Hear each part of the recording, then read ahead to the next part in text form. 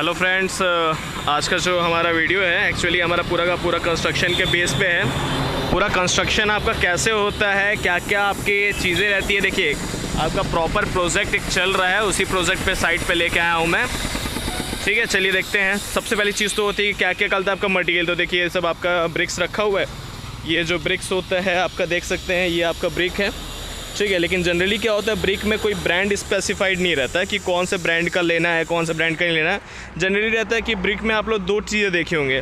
एक आपका वो आपका ब्राउन टाइप का, ब्राउन नहीं मतलब एक फ्लाई ऐश ब्रिक आता है। ठीक है, मतलब एक बोलेंगे तो ग्रेश कलर का आता है। ठीक है, और एक ये, ठीक है, ये दो टाइप की ब्रिक्स ज़्यादा मार्केट में अवेलेबल है। तो जनरली लोग ये प्रीफर करते हैं या तो वो प्रीफर करते हैं, डिपेंड करता है कॉस्ट के ऊपर। दूसरा जो आपका मटेरियल ये आपका है रेती है। रेती जनरली आप जानते होंगे कल तक, ये मतलब ना ये रिवर से आता है। ठीक है, रिवर मतलब ये सैंड है। तो ये रिवर सैंड जो है वो डिपेंड, इसमें कोई ब्रांड का स्पेसिफाइड तो नहीं रहता है। यहाँ तो डिपेंड करता है सप्लायर कौन है, कैसा है, और उसके साथ कौन सा कॉस्ट इशू आ सकता है। ठीक है, दूसरा जो आपका मेन चीज़ है ये है, दिस इज़ कॉल्ड रेनफोर्समेंट बार, और इसी को हिंदी में सरिया भी बोलते हैं। जनरली आप सुने होंगे, टीवी में ऐड देखे होंगे, TMT सरिया 500 ऐसा।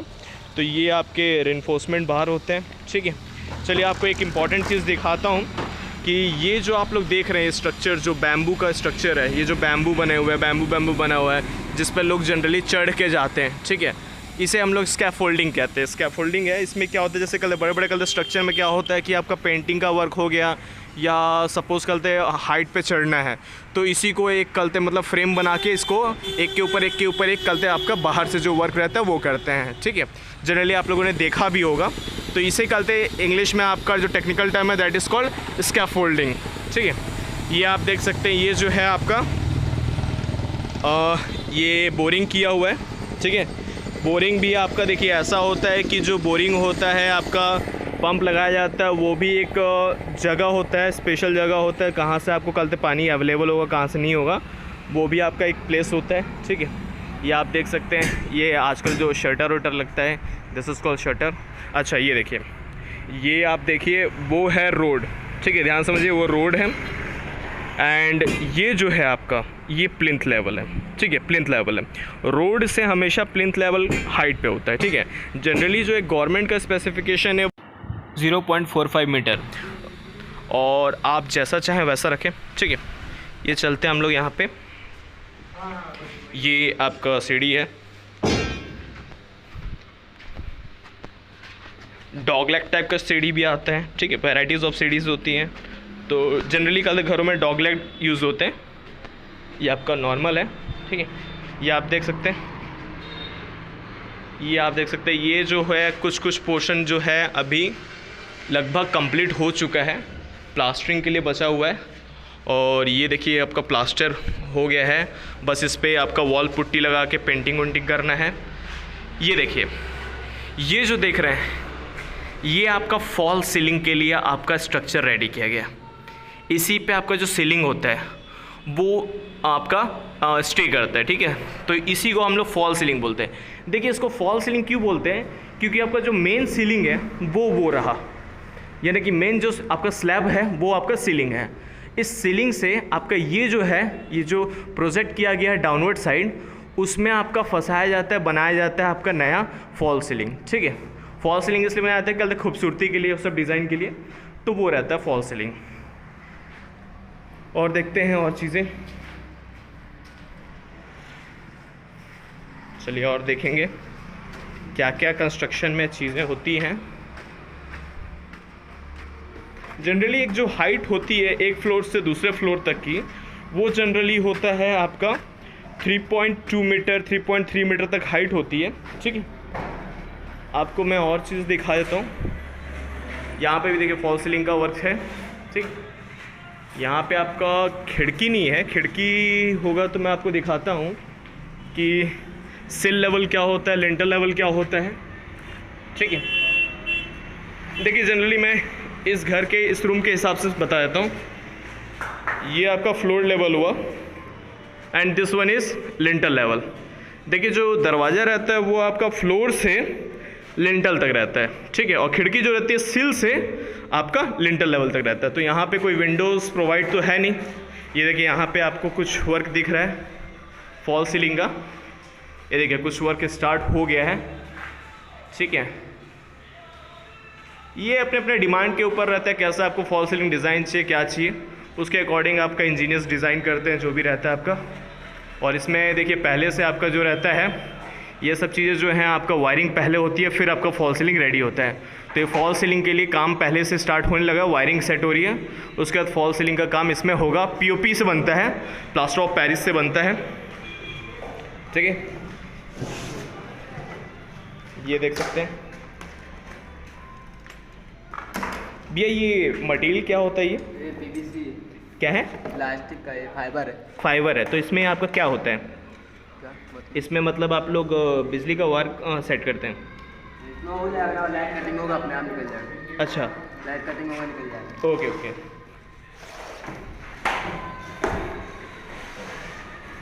चलिए और देखते हैं ऊपर में।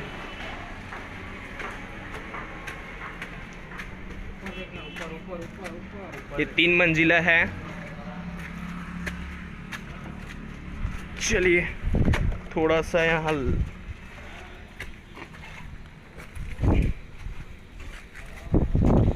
ये देखिए, ये आपका जो होता है स्कैफोल्डिंग में इसको लगाया जाता है। जैसे बाहर में स्कैफोल्डिंग ये जो लगा हुआ है, इस पे इसको टिकाया जाता है, उस पे चढ़ते हैं और हाइट पे चढ़ पाते हैं इससे जनरली।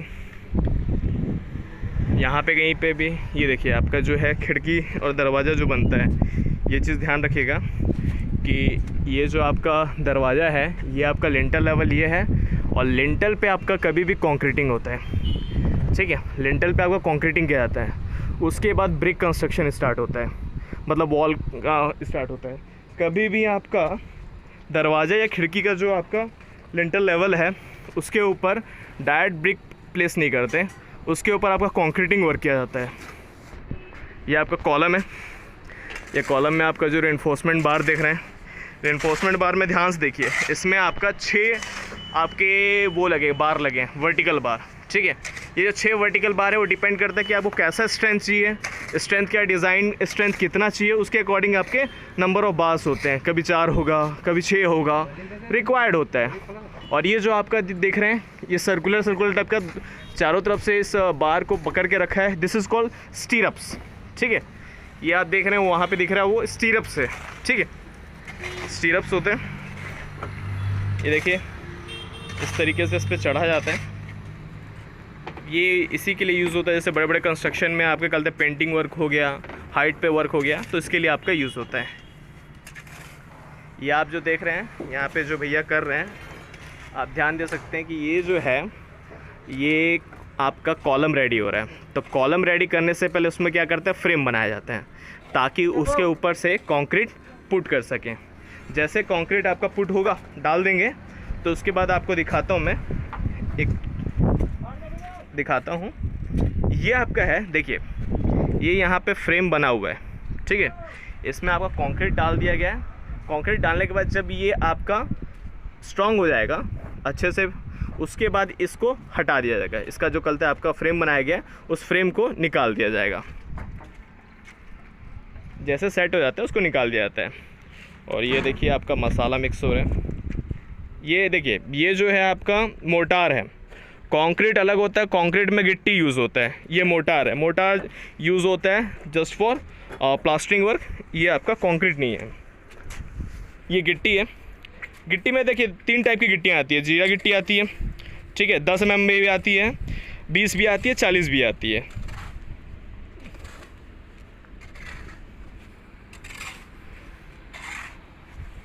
और देखते हैं और क्या चीज़ आपको मैं शो कर सकता हूँ।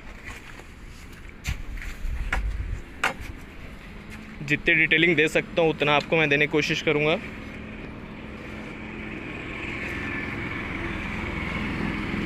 ये साइट है पूरा, टॉप से देख सकते हैं। ये देखिए एक चीज़ और बता देता हूँ कि जनरली क्या होता है कि पहले के टाइम में भी नहीं, आज भी आजकल भी यूज़ होता है, जो कॉलम होता है या उसके लिए जो शटरिंग यूज़ करते हैं, मतलब कवर करके उसमें कंक्रीट डालने के लिए। तो पहले क्या होता था कि आपका लकड़ी का भी यूज़ होता था, ठीक है, लेकिन लकड़ी का यूज़ करने से प्रॉब्लम ये आता था कि एक कम से कम कुछ कंस्ट्रक्शन वर्क करने के बाद लकड़ी ख़राब हो जाती थी। तो आजकल क्या होता है, ये स्टील वाला यूज़ होता है। तो ये आप देख सकते हैं कि ये स्टील वाला है, ठीक है, ये लोहे वाला होता है, स्टील वाला होता है, इसमें आपका कंक्रीट वर्क होता है। और पहले क्या होता था कि लकड़ी वाला होता था। लकड़ी वाला क्या है, 15 कंस्ट्रक्शन के बाद, कुछ कंस्ट्रक्शन के बाद वो थोड़ा सा फूल जाता था। क्या होता था उसमें वाटर का जो होता था एब्जॉर्ब करके वो फूल जाता था। ये रहा लकड़ी वाला, देखिए, ठीक है। तो इस टाइप का लकड़ी वाला रहता था।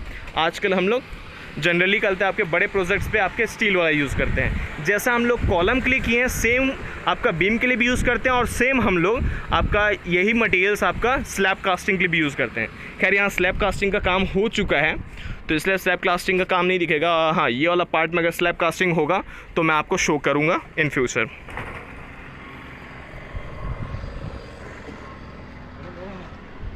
ये आपका वेंटिलेशन के लिए प्रॉपर ये प्रोवाइड किया गया है। वेंटिलेशन बहुत ज़्यादा ज़रूरी है किसी भी एक घर में एक चीज़ याद रखिएगा कि कभी भी कोई प्लानिंग हो तो बिना वेंटिलेशन के अगर प्लानिंग आप कर रहे हैं, प्रॉपर वेंटिलेशन नहीं है, तो आपको इन फ्यूचर बहुत प्रॉब्लम आएगी, ठीक है। बहुत ज़्यादा उमस ये सब का आपको परेशानी झेलना पड़ सकता है।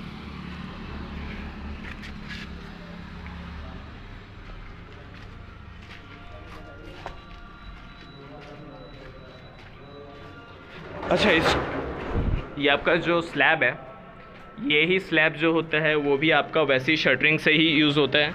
यहाँ देखिए, चलिए आपको मैं दिखाता हूँ। ये है आपका, ये जो है, ये देख सकते हैं, ये शटरिंग के लिए यूज़ होता है, कॉलम के लिए, बीम के लिए, ठीक है। तो ये जो है आपका, ये लकड़ी का है, ठीक है, लकड़ी का है। यही चीज़ें आजकल स्टील में आ रही हैं। तो यही दोनों में डिफ़र है कि कल ये जो होता है धीरे धीरे कुछ कंस्ट्रक्शन के बाद, ये प्लाई वाला है, लकड़ी वाला भी आता है, प्लाई वाला भी आता है। ये जनरली प्लाई वाला है, देखिए ये प्लाई वाला है। तो ये जनरली कुछ कंस्ट्रक्शन के बाद ये वाटर एब्जॉर्ब करके सूखने के कारण ये प्रॉब्लम देता है बाद में, ठीक है। ये देख सकते हैं आपका अंदर ही अंदर वायरिंग हुआ है, ठीक है। एक आजकल वायरिंग पहले होता था, बाहर से वायरिंग होता था, लेकिन आजकल जनरली क्या होता है, अंदर ही अंदर वायरिंग होता है, मतलब वॉल के अंदर ही रहता है, ताकि आपको बाहर पता भी नहीं चलता।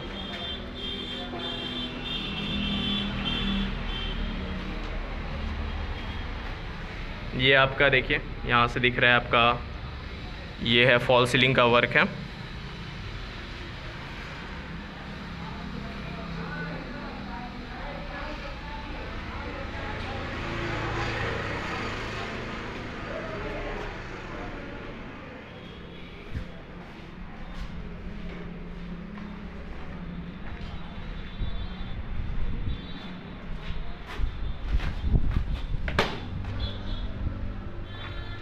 ये आपका देखिए टॉयलेट के लिए आपका जो है, उसके लिए पहले से आपका पाइप जो है, आपका पाइप पहले से पूरा सेट किया गया है सब। ये देखिए यार, बहुत इंपॉर्टेंट होता है ये जो पाइप वाला वर्क होता है ना, बहुत इंपॉर्टेंट होता है। क्योंकि अगर देखिए पाइप अगर सिस्टमेटिक आपका सेट नहीं हुआ है, ये चीज़ समझ लीजिए, अगर सही से सेट नहीं हुआ है, सही से फिट नहीं हुआ है, तो याद रखिएगा कि ये जब पानी आपका उसमें से सीपेज होगा तो ये आपके वॉल में सीपेज करेगा, और वॉल में जब सीपेज होगा तो धीरे धीरे आपका वॉल को कर देगा, ये कमज़ोर कर देगा।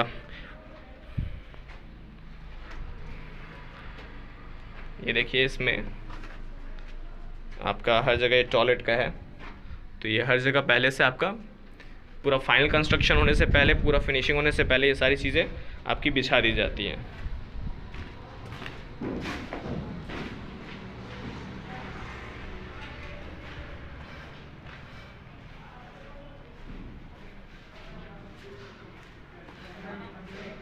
ये देखिए, पहले जब ये आपका जो स्कैफोल्डिंग वर्क होता है, उसके लिए देखिए शुरू में क्या रहता है कि हर वॉल में आपको ये एक गैप करके, छेदा करके आपको इसमें जो बांस होता है, ठीक है।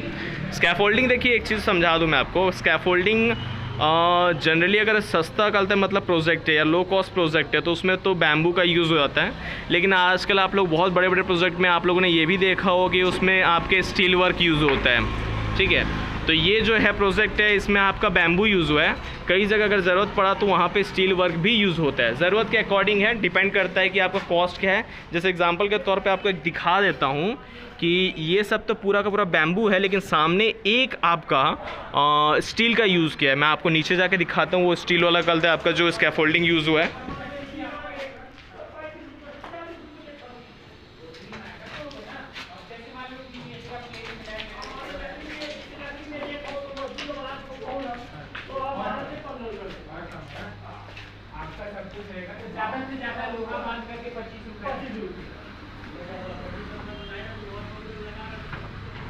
ये देखिए ये आपका एक पीस ज़रूरत के अकॉर्डिंग एक स्टील का लगा हुआ है।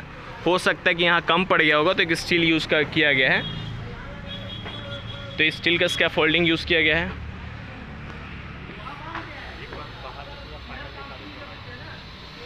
ये देख सकते हैं एक स्टील का वो भी यूज़ किया गया। देखिए ये वाला भी पार्ट जो है ये स्टील का यूज़ हुआ है। देखिए ये जो हो रहा है आपका, ये ऊपर में आपका सफाई किया जा रहा है उसमें। और देखिए एक चीज़ है कि बिल्डिंग को कंस्ट्रक्ट होने के बाद, कंक्रीटिंग होने के बाद, आपका सब कुछ होने के बाद प्रॉपर क्योरिंग की ज़रूरत होती है। क्योरिंग मतलब तराई की ज़रूरत होती है। देखिए अगर आप प्रॉपर तराई नहीं करेंगे तो ये चीज़ जान लीजिए कि फ्यूचर में आपका जो बिल्डिंग है वो उस लेवल का लोड नहीं झेल पाए, क्योंकि स्ट्रेंथ जो आती है वो क्यूरिंग से आती है, प्रॉपर क्यूरिंग से ही स्ट्रेंथ आती है। तो आप ये जान लीजिए कि एक घर को अगर बहुत अच्छा स्ट्रेंथ चाहिए तो कम से कम आप बहुत अच्छा क्यूरिंग करिए। कम से कम मान के चलिए कि कल दे मतलब 7 दिन 8 दिन का क्यूरिंग अच्छा प्रॉपर करिए। वैसे जो जनरली आपका हाँ स्पेसिफिकेशन कहता है वो कहता है 28 डेज़ का, ठीक है, 28 दिन का, बट इतना टाइम नहीं रहता। तो फिर भी कम से कम 7 दिन 10 दिन का अच्छा प्रॉपर क्यूरिंग करना ज़रूरी है। तो ये था पूरा का पूरा आपका एक साइट है। इस साइट के बारे में आपको मैंने डिटेल में बताया। नेक्स्ट में देखेंगे कभी आपका दूसरा कोई साइट मिलेगा तो दूसरे साइट में भी मैं लेके चलूँगा, वहाँ पे भी उसके डिटेल के बारे में बताऊँगा। चलिए एक जगह दिख लेता हूँ सामने। यहाँ पे मिक्स हो रहा है, देखिए कैसे मसाला मिक्स हो रहा है। सीमेंट मिलाया गया, रेती मिलाया गया, फिर देखिए इसको किस तरीके से आपको मिक्स किया जा रहा है।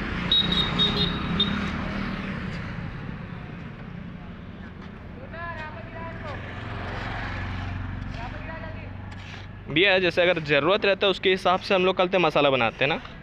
मतलब कितने देर तक मसाला जो रहता है काम करता है, जैसे बन जाने के बाद कितने देर तक मसाला काम करता है, मतलब उसके बाद कल आपका काम नहीं कर पाते उतना अच्छा, कितने देर तक? पूरा दिन कर सकते हैं। मतलब एक मसाला बनाने के बाद दिन भर काम करता है, कोई दिक्कत नहीं आता? नहीं। अच्छा चलिए ठीक है, नेक्स्ट वीडियो में देखेंगे हम लोग और भी साइट्स पे। तब तक के लिए प्लीज़ सब्सक्राइब करें हमारे चैनल को और हमेशा जुड़े रहें, और जो बेल आइकन है उसको पुश कर लें। Thank you very much.